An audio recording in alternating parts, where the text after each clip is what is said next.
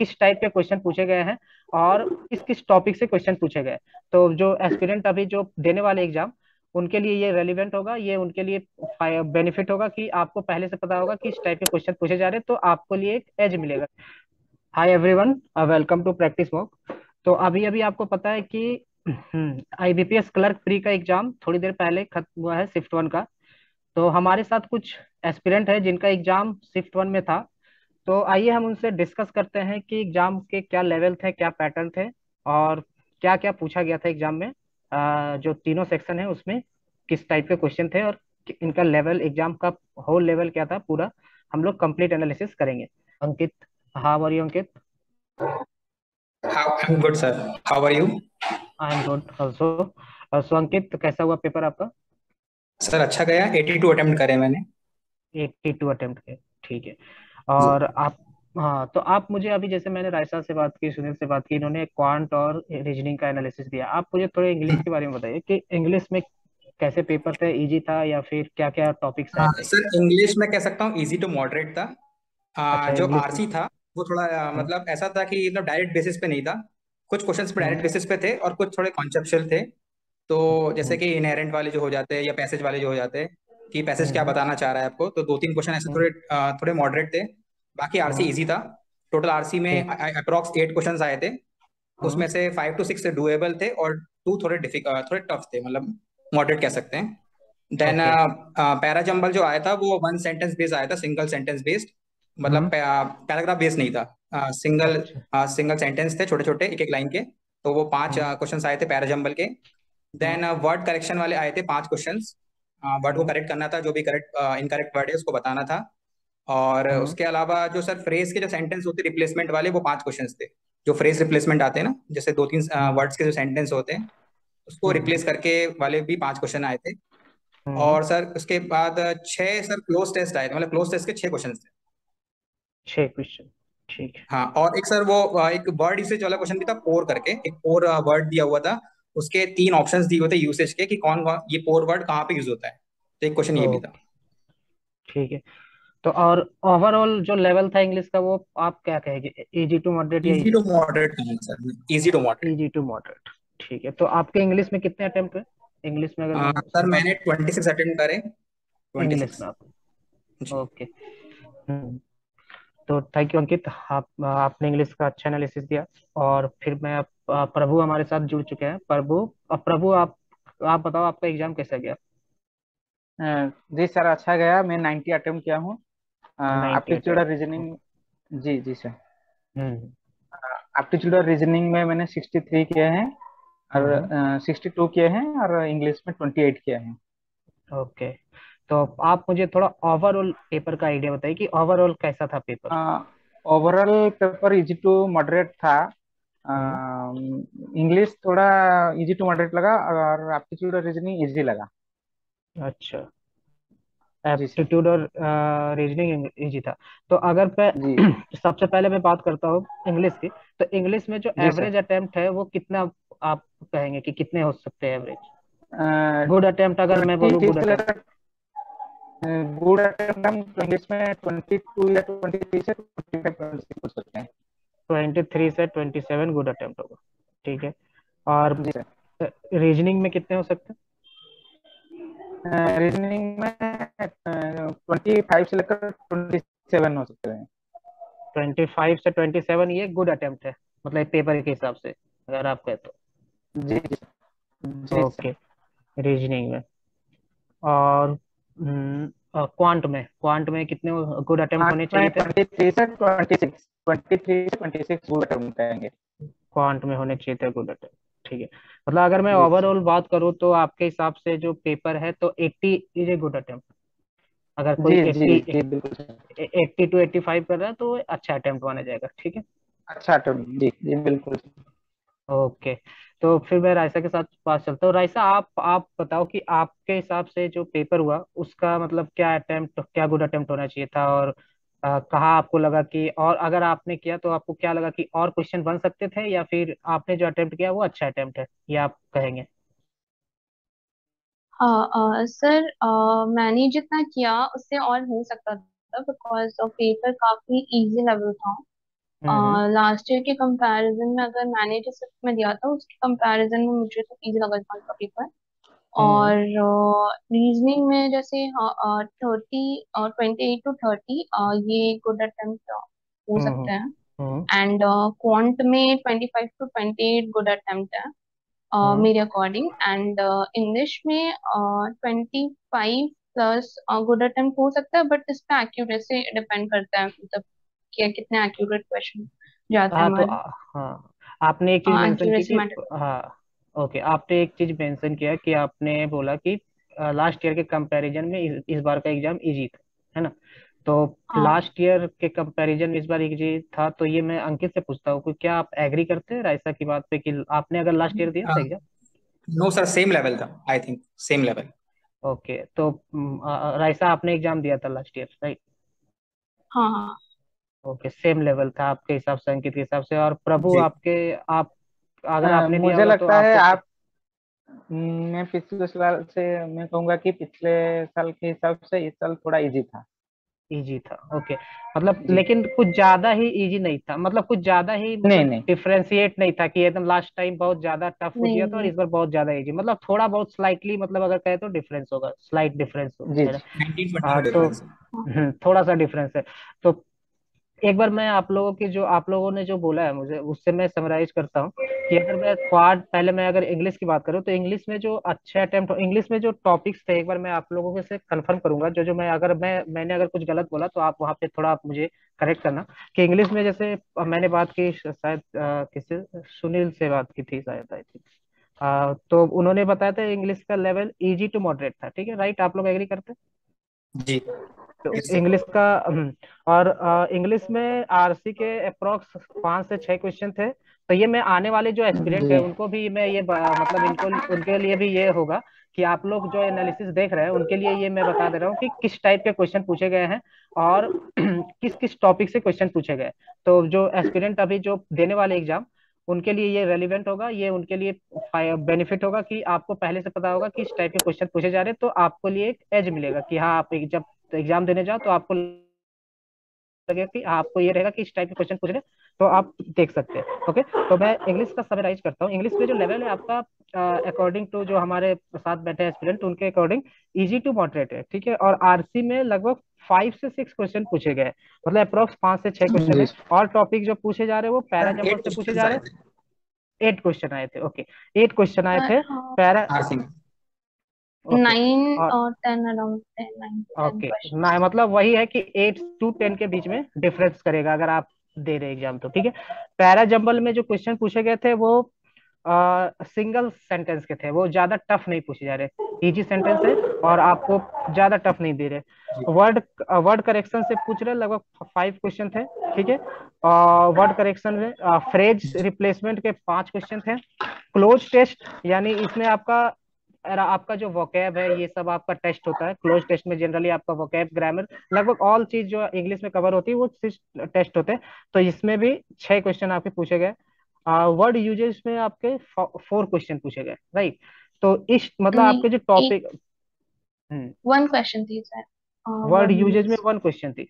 मतलब बेसिकली ये टॉपिक्स आपको पूछे जा रहे हैं, मतलब कि आरसी के तो है para jumble, word correction, phrase, cloze test और word usage. Match the following वगैरह कुछ नहीं आ रहा, राइट? नहीं नो आ रहा, सर। ठीक है। तो ये इंग्लिश का मैंने एक समराइज किया। दूसरा मैं अगर क्वांट की बात करूं तो क्वांट में आपके डीआई के 5 क्वेश्चन ही पूछे गए थे, और डीआई इन्होंने इजी पूछा था। सर ठीक है पेपर। हम्म। ऐसे इजी आया था, लेवल इजी था। मैंने तो 86 अटेम्प्ट करे हैं। एट्टी और ऐसे सिक्स अटेम्प्ट पेपर का किए, लेवल इजी था। ओके। तो 86 अटेम्प्ट किए हैं आपने और पेपर का लेवल इजी था। तो आप मुझे बताइए कि आपने रीजनिंग का पेपर कैसा था? रीजनिंग में क्या क्या क्वेश्चन पूछे गए थे? किस टॉपिक से क्वेश्चन पूछे गए थे, हम्म। ये आप मुझे बता सकते हैं? हाँ, और रीजनिंग में पेपर तो ऐसे इजी लेवल का था। हम्म। उसमें 4 पजल और सिटिंग अरेंजमेंट्स आए थे। चार तो पजल जिसमें आए थे। 4 आए थे। हाँ। जो पजल और सीटिंग तो अरेंजमेंट को जिसमें लेकर टोटल एक 4 थे। सिटिंग अरेंजमेंट, दो सिटिंग हम्म, अरेंजमेंट थे और 2 पजल। 2 सीटिंग अरेंजमेंट, 2 पजल, ठीक है। तो इसमें किस टाइप के क्वेश्चन थे, बॉक्स वाले थे या फिर फ्लोर वाले थे या ग्रिड मैट्रिक्स के थे या सीटिंग अरेंजमेंट सर्कुलर थे पहले पजल का बताओ आप, पजल में कैसे क्वेश्चन थे? पजल में तो एक डेजिग्नेशन वाला आया था जिसमें डेजिग्नेशन का? सेवन सेवन पर्सन्स थे और डेजिग्नेशन उनका अलग अलग था। और अच्छा अच्छा। इसमें दो केसेस बन रहे थे। हम्म दो केसेस बन रहे थे और ये इजी था, 5 क्वेश्चंस आए थे इससे। और क्या कोई मतलब, और क्या किस टाइप के, बॉक्स वाले या फ्लोर वाले, ऐसे कोई क्वेश्चन थे? हाँ मतलब एक स्क्वायर वाला था जिसमें इन एंड आउट था। जैसे अच्छा, और हाँ स्क्वायर एट वाला था पर्सन्स थे और एट ये? पर्सन्स थे और एक कुछ लोग मतलब जो कॉर्नर में बैठे थे वो तो इन वो फेस कर रहे थे एंड जो साइड में बैठे थे वो आउट। ये आपका सीटिंग अरेंजमेंट का हो गया, स्क्वायर में था सीटिंग। ये सीटिंग अरेंजमेंट का था, राइट। और कुछ आपको हाँ याद है? और अनसर्टन और लीनियर का जो होता है, अनसर्टन नंबर ऑफ पर्सन्स थे। वो अनसर्टेन नंबर। 11 पर्सन्स थे। उसमें भी दो हम्म केसेस बन रहे थे और ये 3 क्वेश्चंस आए थे। अच्छे, दो केसेस बन रहे थे, 3 क्वेश्चंस थे, ठीक है। हाँ ये boat and ship manufacturing companies थी जिसमें बोट एंड शिप का टोटल दिया हुआ था हम्म नंबर्स कि इतने हम्म। मैन्युफैक्चर्ड हुए हैं और शिप का दिया हुआ था कि शिप के इतने मैन्युफैक्चर्ड हुए हैं, तो बोट के हमको निकालने थे। अच्छा, मतलब सिंपल, मतलब यहाँ पे ये सिंपल। था, सब्ट्रैक्शन करना था, मतलब कोई रेशियो कोई हाँ परसेंटेज हाँ। वगैरह नहीं था। और इसके जो क्वेश्चंस नहीं थे वो कैसे पूछे थे, डायरेक्ट पूछे थे या कुछ एडिशनल वो भी इन्फॉर्मेशन के साथ? नहीं नहीं डायरेक्ट ही थे, ज्यादा ज्यादा ज्यादा डिफिकल्ट नहीं मतलब थे, मतलब ज्यादा डायरेक्ट थे हाँ। डिफिकल्ट? रेशियो पूछे डायरेक्ट। थे। हाँ डायरेक्ट। ओके, मतलब इसके क्वेश्चन भी जो आपके डीआई में क्वेश्चन जो भी पूछ रहे हैं वो भी आपको मतलब ये है कि वो क्वेश्चन डीआई में जो डेटा दिया है उन्हीं से रिलेटेड क्वेश्चन है, ऐसा कोई एडिशनल इन्फॉर्मेशन देकर आपको नहीं पूछ रहा है। और जो क्वेश्चन पूछे गए थे उस किस टाइप के थे, रेशियो से पूछे थे, परसेंटेज से पूछे थे, डिफरेंस, एवरेज, इस टाइप के क्वेश्चन पूछे गए थे, राइट? रेशियो का एक क्वेश्चन था। हम्म एक आई थिंक एवरेज का भी था क्वेश्चन। ओके और डायरेक्ट था और एक क्वेश्चन था जिसमें एक और ले लिया था, एक और कंपनी ले लिया था जिसमें एफ एक ओके। कंपनी ले लिया था। और फिर उसका हम्म। निकालना था कि इससे इतना ज्यादा है एंड उसका आई थिंक वो थोड़ा लेंदी था, मतलब उस पूरे डीआई में वो एक ही क्वेश्चन था जो थोड़ा कैलकुलेटेड था। ओके, बाकी सुनील आप चार कुछ बोलना क्वेश्चन चाह रहे हैं इजी। क्या? सुनील, आई थिंक आपका हैंड रेज किया आपने, आप कुछ बोलना चाह रहे हैं क्या सुनील? हाँ बोल रहे थे सर, आरसी में 10 क्वेश्चन था। हाँ हाँ। आरसी में आरसी में 10 क्वेश्चन थे, ओके। आरसी में 10 क्वेश्चन थे। आ रही है। अच्छा अच्छा, आरसी में 10 क्वेश्चन थे, हाँ आरसी में 10 क्वेश्चन थे, ठीक है। एक साइनो थे, एक एंटो थे और एक प्रीपोजिशन थे, 5 क्वेश्चन आरसी बेस्ड। हाँ अच्छा, एक सिनोनिम्स के क्वेश्चन भी थे, एक एंटोनिम्स के भी क्वेश्चन थे, उसमें आरसी में ही थे। ओके, ठीक है। तो ये एक इन्होंने बताया कि प्रीपोजिशन था, मतलब आरसी में ही वो था वर्ड। वो आरसी में ही था, ओके। तो आरसी में कुछ इन्होंने एंटोनिम सिनोनिम्स के भी क्वेश्चन पूछे थे, ओके। तो अभी मैं फिर से क्वांट की और क्वांट में करता हूँ कि क्वांट का जैसे मैं बता रहा था, क्वांट में आप 5 डीआई पूछे थे, 5 नंबर सीरीज पूछे थे। नंबर सीरीज जैसा कि पता है कि थोड़े से लेंथी थे लेकिन डुएबल थे, ठीक है। क्वाड्रेटिक इक्वेशन के क्वेश्चन नहीं थे, सिंप्लीफिकेशन 15 थे और वर्ड प्रॉब्लम 10 थे। तो जो सिंप्लीफिकेशन थे और वर्ड प्रॉब्लम थे उनमें बताया गया कि, तो सिंप्लीफिकेशन भी इजी थे। तो सिंप्लीफिकेशन में कैसे टाइप के थे, रूट वगैरह के क्वेश्चन थे या डायरेक्ट फ्रैक्शन वगैरह या मिक्स्ड फ्रैक्शन के क्वेश्चन थे, या फिर आपके रूट या परसेंटेज, किस टाइप के, सारे मिक्स थे या एक कि इसमें से कुछ नहीं थे, मतलब रूट वगैरह नहीं थे? तो रूट वाले अंकिता, क्वेश्चन थे। रूट रूट वाले वाले क्वेश्चन थे? क्वेश्चन जी। हाँ और हाँ, बॉड और मास वाले क्या? ज्यादातर थे। बोर्ड मास स्क्वायर वाले और ज्यादा? क्यूब वाले भी।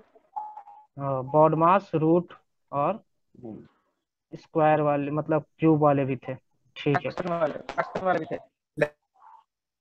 क्यूब किसके, कौन से थे? क्यूब नहीं थे, बहुत क्यूब नहीं थे, वाले रूट भी नहीं।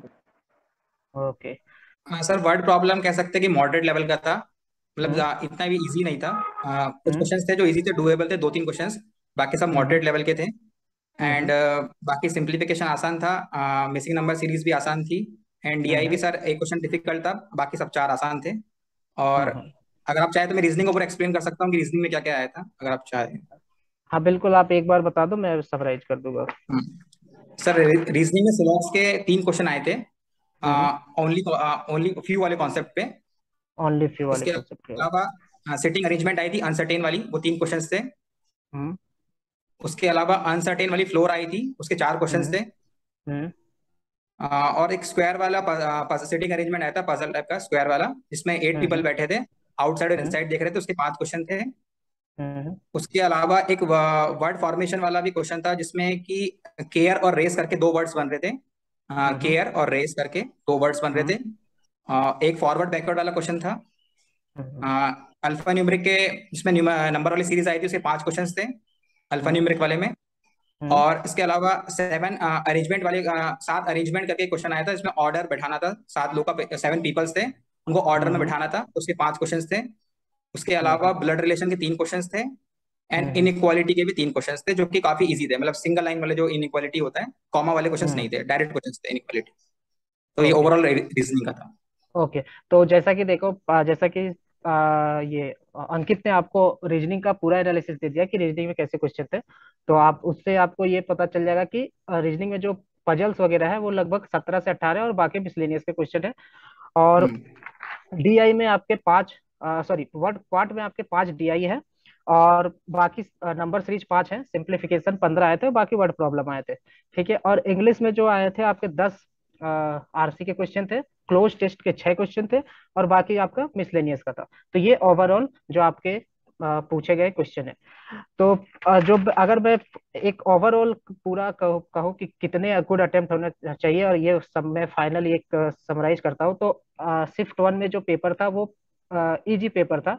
और जो ओवरऑल अटेम्प्ट होना चाहिए, जो एक अच्छा अटेम्प्ट माना जाएगा, वो 82 से 86, आई थिंक ये सही है। 80+, मतलब अगर 80+ कोई अटेम्प्ट करता है तो अच्छा अटेम्प्ट होगा, राइट? आप लोग एग्री करते हैं? जी सर। अगर यस। हाँ, ठीक है। तो 80+ अगर आप अटेम्प्ट कर रहे हैं तो अच्छा अटेम्प्ट होगा। तो यही था हमारा ओवरऑल डिस्कशन एनालिसिस, आपने देख लिया। सारे सब्जेक्ट के एनालिसिस हमने देखे, सारे सेक्शन के देखे। तो आप जो अभी जो एग्जाम देने वाले हैं नेक्स्ट शिफ्ट में, तो उनके लिए एक ये जो अगर आप एनालिसिस देखते हैं तो आपके लिए एक एज मिल जाएगा, आपको एक फायदा मिल जाएगा कि किस टाइप के क्वेश्चन पूछे जा रहे हैं, और आपको एक कॉन्फिडेंस आपके अंदर आएगा। ठीक है, तो ओके, तो हम लोग ये मीटिंग खत्म करते हैं, ये हम लोगों ने एनालिसिस किया। तो thank you all of you, Raisha, Prabhu, Sunil and Ankit and Saumya. तो आप लोगों ने एक अच्छा एनालिसिस दिया, तो हमारे जो आने वाले एस्पिरेंट है उनको ये फायदा होगा। तो थैंक यू सो मच।